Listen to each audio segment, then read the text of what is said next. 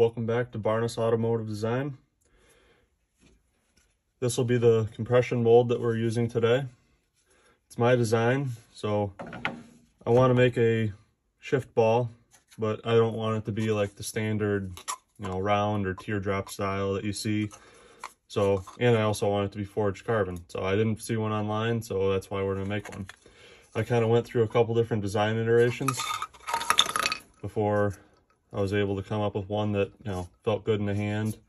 So here's the mold.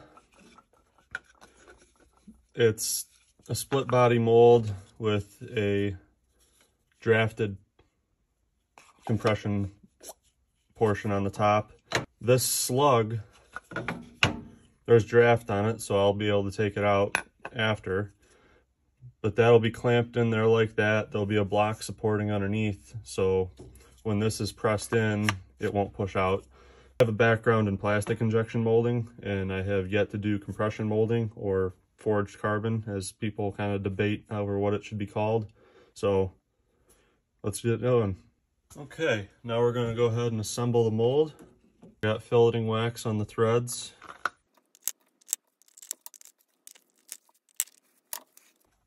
We'll throw this center insert in place.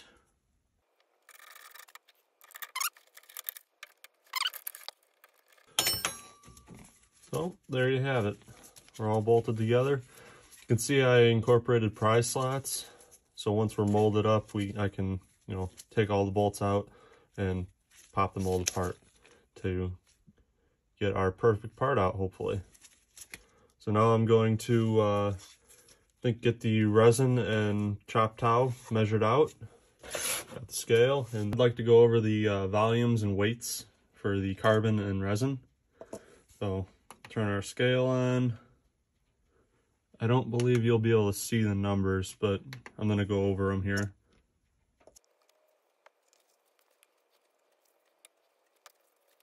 There you go, 43.4. So that part is going to be substantial, that's a lot. That's a full cup full of resin, and that's what it's going to compress into. So I guess once it's wetted out, it'll compress down better, but also during the compression of the mold, it'll get forged in. But that's wild that that's going to be that small. All right, let's weigh the resin out. Now we're going to weigh out the resin. 38.5. Now we'll need 11.5 grams of hardener.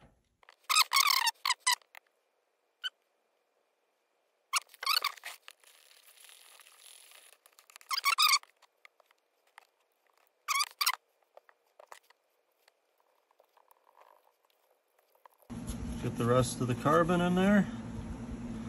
I'm shocked that it was able to take it all, but I guess that's where we're at.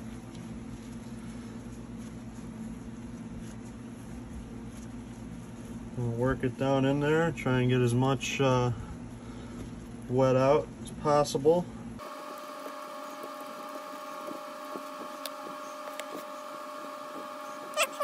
Wipe off parting line a bit. Just feel like we're down to the wire.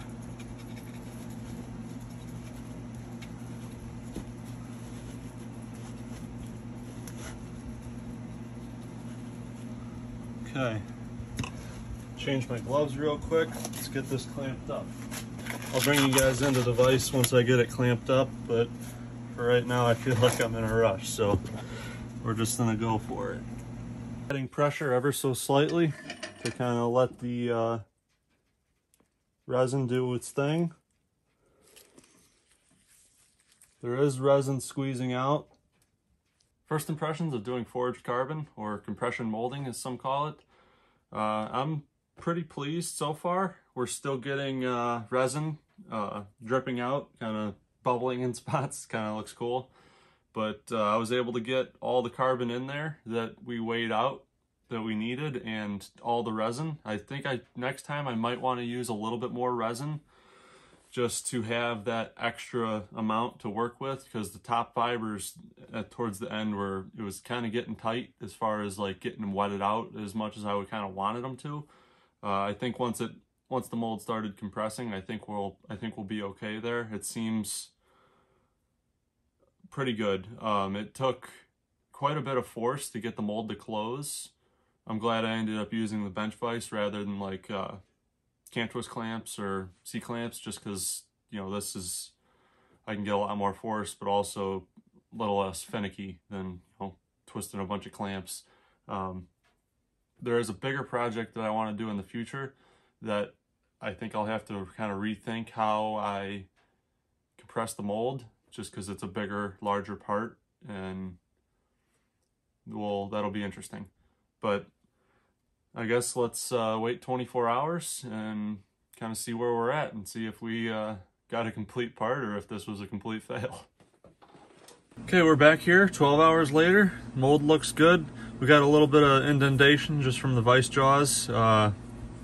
This was 50% infill on the mold. So, well, let's see if we can crack her open and see what we got.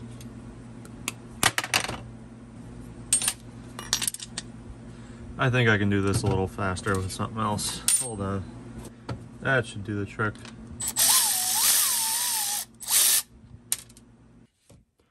Okay, we got all the bolts out. Let's see if we can't split this open.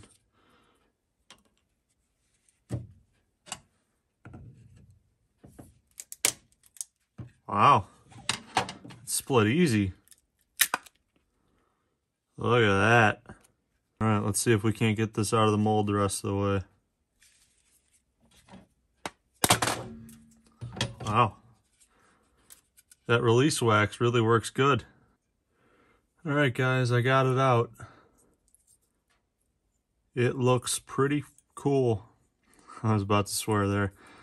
Let me clean this flash up around the outside edge and bring you guys in for a closer look. But so far, I'm really impressed. I'm really happy with this. Before I show you guys the part cleaned up, I want to show you guys the mold. You can see that we had quite a bit of deformation here on both halves.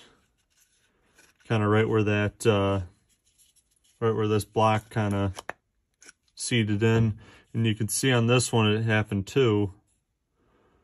On that inside edge, kind of just folded over, and then I don't know if the camera can pick it up or not, but this outside actually buckled out as well and kind of collapsed the wall in. So higher infill might have helped with that, but it might also be mold design. Here's the part. I got a bit of finishing to do. I just took this out to the belt sander and kind of took some of that flash that was along that edge off. And you can see the decent sized divot the whole way around, kind of where the mold deformed. But overall, I am super impressed, and this looks sick. But overall, the shape is beautiful. It fits in your hand nice.